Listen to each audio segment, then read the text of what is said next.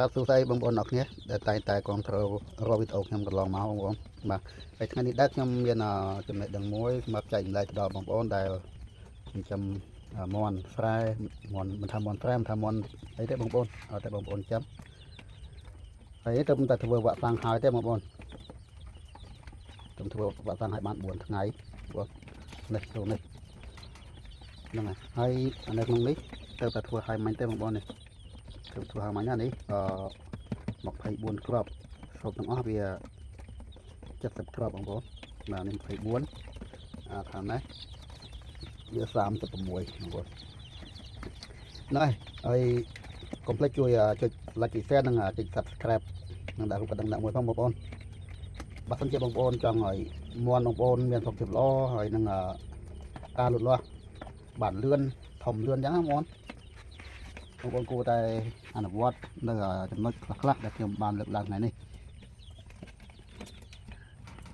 ឥឡូវខ្ញុំសូមលើកឡើងអំពីទី1សិនបងប្អូនទី1ហ្នឹងគឺយើងត្រូវតែដាក់អំពូលភ្លើងកម្ដៅបងប្អូនអំពូលភ្លើងកម្ដៅមាន់ខ្ញុំនេះដំបូងគឺខ្ញុំឲ្យមេវាក្រុងសិនទេបងប្អូនឲ្យវាក្រុងរយៈពេល5ថ្ងៃបងប្អូនរយៈពេល5ថ្ងៃខ្ញុំឲ្យវាក្រុងមាន់ខ្ញុំអស់ហ្នឹងបន្ទាប់ពីរយៈពេល5ថ្ងៃគឺខ្ញុំចាប់បំបែកវាបងប្អូនបំបែកវាយកមកគ្រប់គ្រងដល់ខ្លួនឯង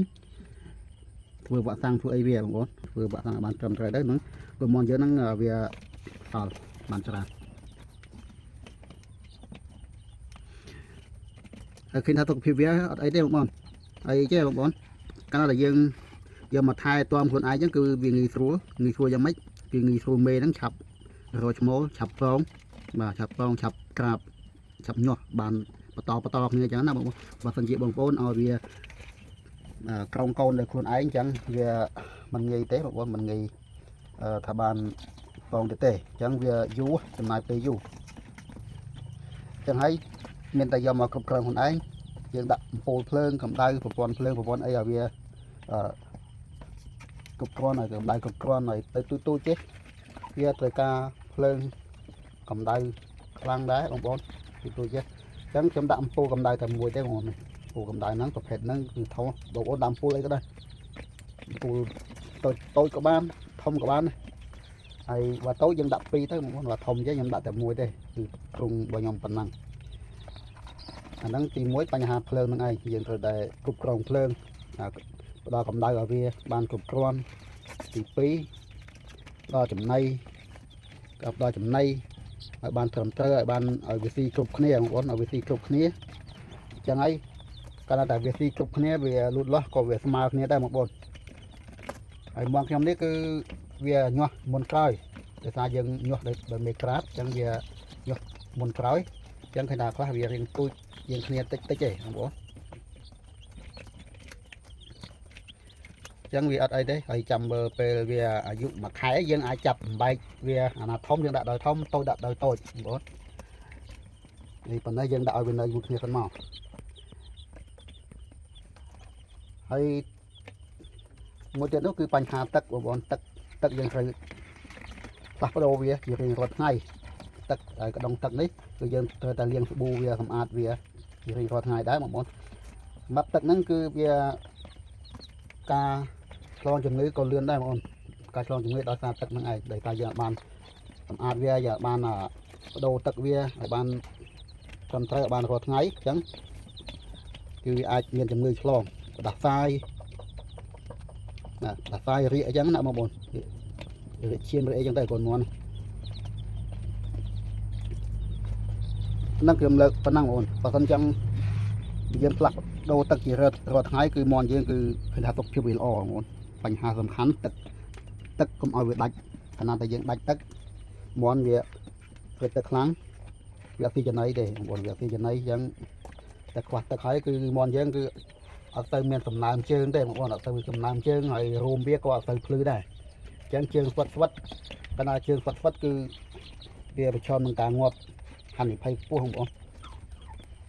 ហើយដូចរបស់ខ្ញុំមកនេះអញ្ចឹងដែរគឺអត់បានដាក់អំពូលទេបងប្អូនគឺឲ្យអំពូលជះមកអញ្ចឹងត្រូវដាក់អំពូលកម្ដៅមួយទៀតបងប្អូនក្នុងនេះ យើងមកវានេះអញ្ចឹង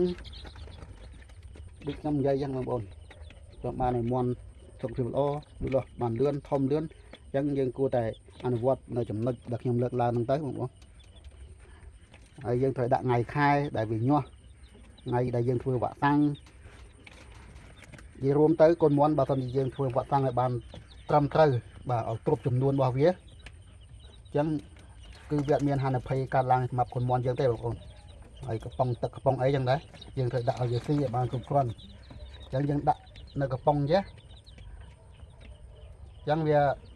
អនាម័យល្អបងប្អូនអនាម័យល្អអនាម័យខ្ពស់អញ្ចឹងវាអត់មានចំណីវាអត់មានរីប៉ាយបងប្អូនអត់មានរីប៉ាយចាក់ខ្ចាយពេញហ្នឹងទេអញ្ចឹងគឺវានៅតែក្នុងកឡហ្នឹងអញ្ចឹងយើងដាក់2-3គីឡមកបើមិនមន់ដូចប៉ុនមន់ខ្ញុំចេះអញ្ចឹងខ្ញុំដាក់3គីឡយប់ឡើងហ្នឹងគឺខ្ញុំដាក់កន្លះកំប៉ុងវាហ្នឹងបងប្អូនកន្លះកំប៉ុងវាហ្នឹងដើម្បីឲ្យវាស៊ីតភ្លឺបងប្អូន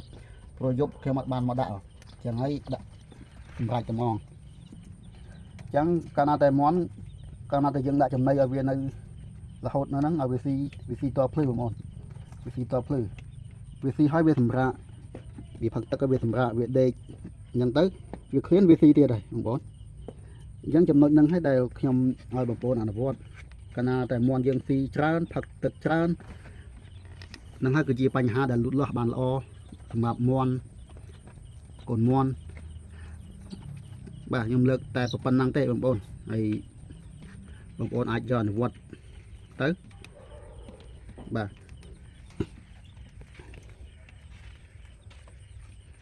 នេះបងប្អូនតោះតែខ្ញុំសរសេរនេះការធ្វើវ៉ាក់សាំងក្នុងការថ្ងៃវិញ្ញាអញ្ចឹងណាបងប្អូន